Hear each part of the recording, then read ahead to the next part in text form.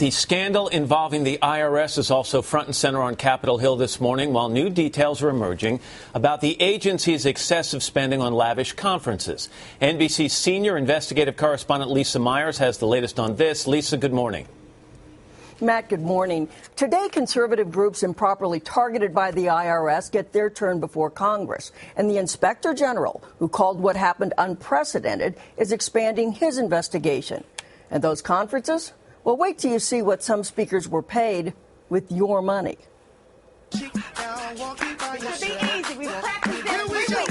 We've all seen the dance video. But for IRS employees whose moods weren't improved by that, hey, this isn't so bad.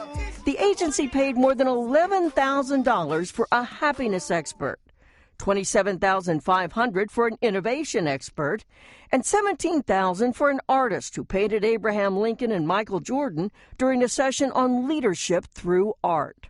This lavish spending, $50 million for conferences, came during the same period as the agency was coming down hard on Tea Party and other targeted groups, singled out through what's known as a Be on the Lookout, or BOLO, a list of criteria that triggers extra scrutiny. Our audit recommendations. Now the Inspector General is investigating other BOLOs used by the tax-exempt office in Cincinnati. Who initiated them and why? Sources familiar with the process tell NBC News that some BOLOs under review were dictated to the field office by Washington. We don't know everything by far at this point, but what we know is bad enough. In an interview with NBC, former IRS Commissioner Mark Everson called for creation of a joint bipartisan select committee of the House and Senate to thoroughly investigate. While defending the overall integrity of IRS employees, Everson, appointed by President George W. Bush, criticized bungling at every level, especially by senior officials, who told Congress conservatives had not been targeted.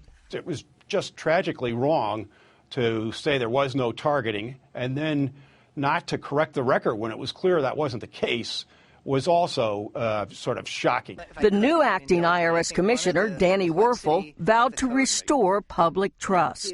This important agency is founded on a principle of operating impartially, and we failed in that most basic core principle here.